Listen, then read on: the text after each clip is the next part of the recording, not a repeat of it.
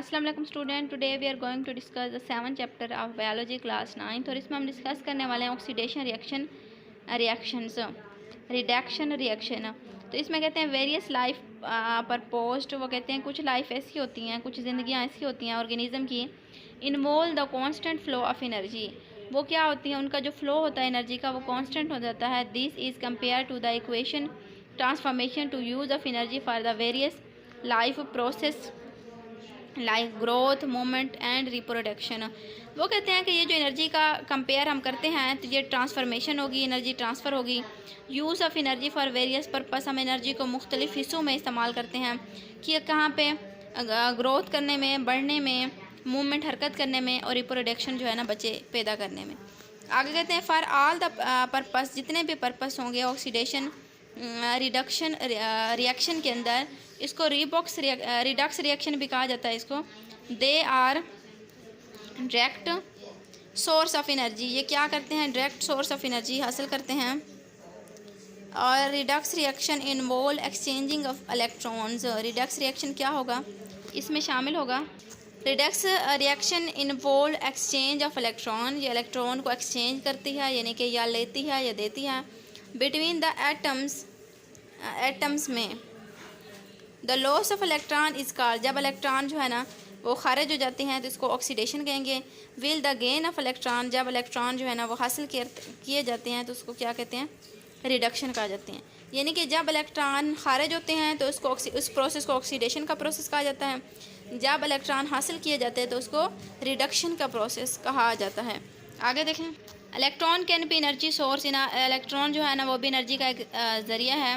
It depend upon their location, वो उसकी location पे डिपेंड करता है, उसके अरेंजमेंट पे, एटम के अरेंजमेंट पे डिपेंड करता है। अब कहते हैं for example when they are present in oxygen, जब इनके अंदर ऑक्सीजन मौजूद होती है, दे मेक स्टेबल, ये जो है ना स्टेबल हो जाते हैं और एसोसिएटेड हो जाते हैं विद ऑक्सीजन, ऑक्सीजन के साथ जुड़ जाते हैं स्टेबल तरीके से। Atom and are not good energy source, atom क्या है, वो एनर्जी का एक अच्छा सोर्स नहीं है। But if electron are dragged, electron जो है ना वो ड्रैग्ड हो जाए फ्राम द ऑक्सीजन से and attach to the some other atom, और दूसरे एटम के साथ जुड़ जाएं तो फिर क्या होगा, कार्बन और hydrogen they are unstable association, carbon और हाइड्रोजन की अनस्टेबल एसोसिएशन हो जाती है। They try to move back, ये कोशिश करते हैं मूव बैक होने में। When it happen to released in living organism की अगर हम बात करते हैं तो रिडक्स रिएक्शन इन्वॉल्व हो जाता है loss and gain of hydrogen atom known as hydrogen atom is contain the 1 proton and 1 electron. वो कहते हैं कि अगर हम बात लिविंग ऑर्गेनिज्म की करते हैं तो रिडक्स रिएक्शन में क्या शामिल होता है, हाइड्रोजन का खारिज होना या हासिल होना या खारिज करना। इसमें कहते हैं कि अगर इस प्रोसेस की हम बात करते हैं तो हाइड्रोजन एटम में एक प्रोटॉन होगा और एक ही इलेक्ट्रॉन होगा। इट्स मीन दैट, इसका मतलब ये है कि when a molecule gain hydrogen, जब मालिक्यूल जो है ना हाइड्रोजन को गेन करते हैं, हासिल करते हैं, is actually gain an electron.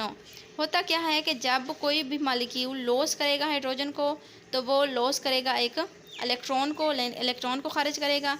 इस तरह से जब एक मालिक्यूल को हासिल करेगा तो उसमें क्या होगा, वो एक्चुअली में गेन करेगा एक इलेक्ट्रॉन को। तो यहाँ पे आज हमने डिस्कस किया ऑक्सीडेशन और ऑक्सीडेशन रिडक्शन रिएक्शन। इसमें हमने फ़र्दर चीज़ें डिस्कस की कि रिडक्स रिएक्शन क्या होता है और हाइड्रोजन का हासिल करना, खारिज होना बेसिकली क्या होता है। आई होप सो कि आप इस टॉपिक की समझ आ गई होगी। मिलते हैं किसी और टॉपिक के साथ, अब तक के लिए।